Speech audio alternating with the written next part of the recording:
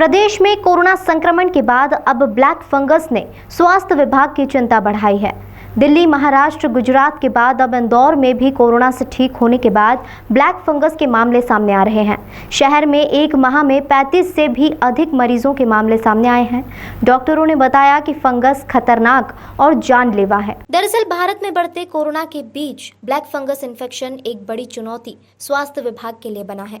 आखिर कैसे यह ब्लैक फंगस इंसानों को जानलेवा साबित हो रहा है, बता दें, ज्यादातर कोरोना वायरस संक्रमण के शिकार हुए लोगों को संक्रमण से बचाने के लिए एंटीबायोटिक दवाई इस्तेमाल की जा रही है। उससे मरीजों का शुगर लेवल बढ़ जाता है। हालांकि यह ब्लैक फंगस वायरस हमारे शरीर में पहले से ही उपलब्ध होता है, जिसकी क्षमता काफ़ी कम होती है, लेकिन शरीर में शुगर लेवल बढ़ते ही ब्लैक फंगस की तत्परता बढ़ जाती है और आँखों और दिमाग पर काफ़ी असर करता है, जिससे आँखों में कम दिखाई देना, आँखों की पलकें झुक जाना जैसे लक्षण पाए जाते हैं।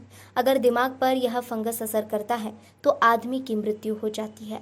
ऐसे कई मामलों में मरीज काफ़ी समय बाद डॉक्टरों तक पहुंचते हैं, जिनके कारण उनकी आंखों को निकालना पड़ता है।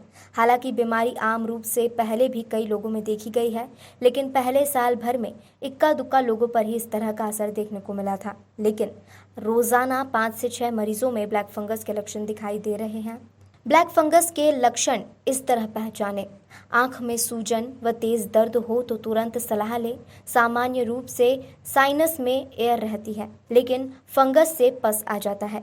म्यूकर फास्ट स्प्रेडिंग फंगस है। शरीर में साइनस के ऊपर ऑर्बिट होता है, उसके अंदर आई बॉल होती है। म्यूकर फैलने के कारण मरीजों की आंख में सूजन, तेज दर्द होता है। आंख के नीचे वाला हिस्सा, जिसे चीक कहते हैं, उसमें दर्द शुरू होता है। इसे गंभीरता से ले।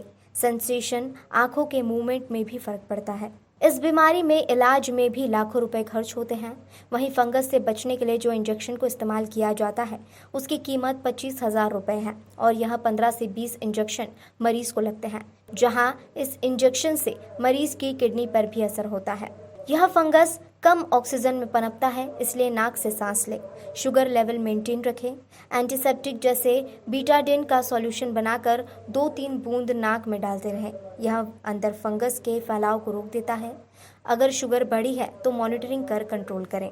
अभी जो कोविड पैंडेमिक चल रहा है, जिसमें काफ़ी सारे पेशेंट हेवी इन्फेक्शन लेके हॉस्पिटल में भर्ती हो रहे हैं, अब उनको लाइफ सेविंग पर्पज़ से स्टेरॉइड नाम की दवाइयाँ दी जा रही हैं। अब ये दवाइयाँ जो दी जा रही है वो सही हैं, पर इसके चलते पेशेंट का शुगर लेवल बढ़ रहा है और उस वजह से जन्म ले रही है जो आज की तारीख की जो ड्रेडफुल बीमारी बनी है, जिसका नाम है राइनो ऑर्बिटल म्यूकोरमाइकोसिस।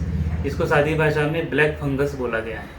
अब ब्लैक फंगस यूँ तो बीमारी पुरानी ही है, पर अभी केसेस, नंबर ऑफ केसेस इसके काफ़ी बढ़ते जा रहे हैं। उसका रीज़न ही है कि पेशेंट शुगर, अनकंट्रोल शुगर लेके कोविड वार्ड से डिस्चार्ज हो रहे हैं। हालांकि कोविड ट्रीटिंग फिजिशियन उनका शुगर कंट्रोल करने की पूरी कोशिश में है, पेशेंट भी शुगर कंट्रोल कर रहे हैं, इसके बाद भी म्यूकोरमाइकोसिस धीरे धीरे उनके साइनस में पनप रहा है। पेशेंट जो प्रेजेंट होते हैं आई सर्जन के पास, ये साइनस से इन्फेक्शन ऑलरेडी आँख में फैलने के बाद प्रेजेंट हो रहे हैं, जिसमें पेशेंट का आँख ना खुलना, आँख का घुमाव बंद हो जाना, नज़र कम या पूरी तरह से ख़त्म हो जाना, इस स्टेज पे पेशेंट पहुंच रहे हैं। मतलब यहाँ जानने की बात यह है कि पेशेंट ऑलरेडी स्प्रेड होने के बाद पहुंच रहे हैं आई सर्जन के पास। उसके बाद हमारा एज ऑर्बिट सर्जन रोल यहाँ आता है कि हम ऑर्बिट के अंदर एंटी फंगल दवाइयों का इंजेक्शन देके उस इन्फेक्शन को रोकने की कोशिश करते हैं और बहुत ही एडवांस केसेस में इन्फेक्शन ब्रेन में ना उतर जाए, इस उद्देश्य से पेशेंट को आँख निकालने की सर्जरी सजेस्ट करते हैं।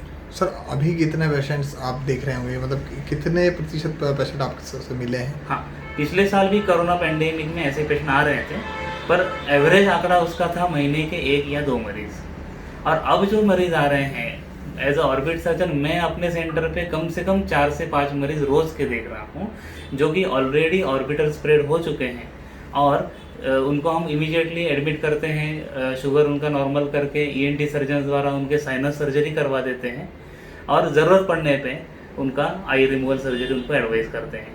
दरमियान एक और प्रॉब्लम खड़ी हुई है, जो एंटी फंगल दवा एम्फोटेरिसिन बी इंजेक्शन जो पेशेंट को दिया जा रहा है, इसकी कॉस्ट बहुत ज़्यादा है।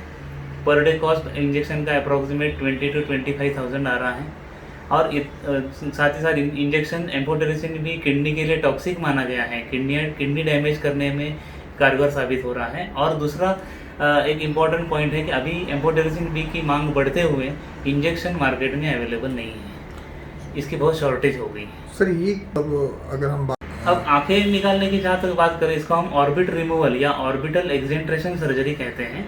ये एक ट्रीटमेंट कोर्स का एक हिस्सा है, मतलब ऐसा नहीं कि ये ट्रीटमेंट कर दिया मतलब ट्रीटमेंट खत्म होता है। ट्रीटमेंट चालू हुआ है, पेशेंट एडमिट करके शुगर कंट्रोल करके ENT सर्जन द्वारा जो साइनस क्लियरेंस हो रहा है वहाँ से ट्रीटमेंट शुरू होता है। फिर इनको एम्फोटेरिसिन बी इंजेक्शन चालू होता है, जो इंजेक्शन कम से कम 15 से 20 दिन हर पेशेंट को देना ही पड़ रहा है, डेली डोज, जिसका एवरेज है 200 to 400 मिलीग्राम।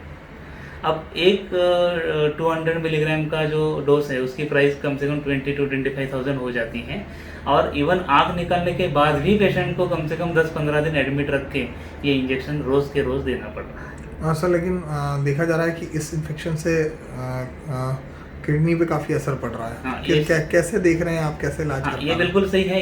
ये जो ट्रीटमेंट इंजेक्शन देने का होता है ये फिजिशियन के अंडर दिया जाता है, तो फिजिशियन इनके शुगर मॉनिटरिंग करके इंजेक्शन का डोज तय करते हैं, जो डोज अप्रॉक्सीमेटली 200 to 400 के बीच में मिलीग्राम पर डे का है। और किडनी फंक्शन के लिए, किडनी फंक्शन असेसमेंट के लिए रेगुलर इंटरवल पे किडनी टेस्ट किए जाते हैं। जहाँ भी पता चलता है कि किडनी डैमेज स्टार्ट हो रहा है उस स्टेज पे डोज रिड्यूस किया जाता है। सर ये ज़्यादातर जो ब्लैक फंगस से जूझ रहे जो मरीज सामने आ रहे हैं, लगभग सभी पॉजिटिव होने के बाद ही हाँ, ये बिल्कुल सही है कि मैक्सिमम मरीज जो हैं वो कोरोना पॉजिटिव थे, जिनका कोरोना वार्ड में ट्रीटमेंट चले हैं, लाइफ सेविंग ट्रीटमेंट चले हैं, जो कि अपनी जगह पे बिल्कुल सही चले हैं। इसके बाद पेशेंट की शुगर बढ़ने की वजह से ये पेशेंट ब्लैक फंगस लेके अब रिपोर्ट हो रहे हैं। कोविड जब पेंडेमिक नहीं था उस समय तो म्यूकरमाइकोसिस बीमारी बहुत ही रेयर बीमारी मानी जाती थी, और एकदम ओल्ड एज पेशेंट 80-85 के हैं इसके ऊपर के, और हाईली अनकंट्रोल डायबिटीज़ में हैं केवल उन्हीं मरीजों में, और ट्रांसप्लांट मरीज़ हैं या ब्लड कैंसर के मरीज़ हैं, उन केसेस में ही ये समस्या देखी जाती थी।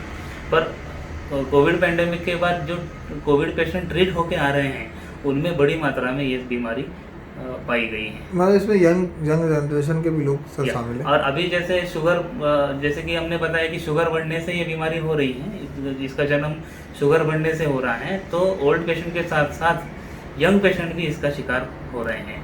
जो यंग पेशेंट अपनी नज़र गंवा रहे हैं, कुछ यंग पेशेंट्स के हमको आँख निकालना भी पड़ रहा है।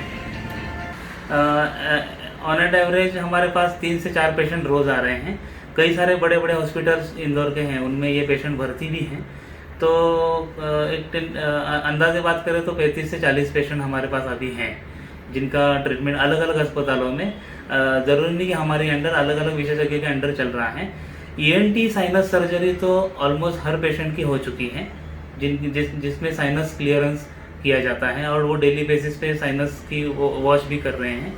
बाकी as far as eye removal is concern, eye removal ये टर्म इस्तेमाल करने से अच्छा हम उसको ऑर्बिट रिमूवल कह सकते हैं। ऑर्बिट रिमूवल सर्जरी जो है ये बहुत इनिशियली हमने प्लान किया कि बहुत कम लोगों में ये करना पड़े, तो जितना हो सके हम ये सर्जरी पोस्टपोन करते जा रहे थे to save the eye of the patient. पर अब जो कि इन्फेक्शन स्प्रेड बढ़ रहा है तो ऑलमोस्ट हफ्ते के 2 से 3 पेशेंट में हमको ये सर्जरी करना पड़ रहा है। सर इसके बचाव के लिए क्या कुछ उपाय हैं, अगर हम देखा जाए किस तरह से रोका जा सकता है इस ब्लैक फंगस को? अभी तो इसके ऊपर काफ़ी सारे रिसर्चेस जारी हैं, और अभी भी अपने पास पेशेंट लिमिटेड होने की वजह से अच्छा पुख्ता डाटा है नहीं कि इसको प्रिवेंशन के लिए क्या किया जाए। फिर भी 2-3 पॉइंट्स मैं कहना चाहूँगा जिससे कि ये डिसीज़ प्रिवेंट कर सकते हैं।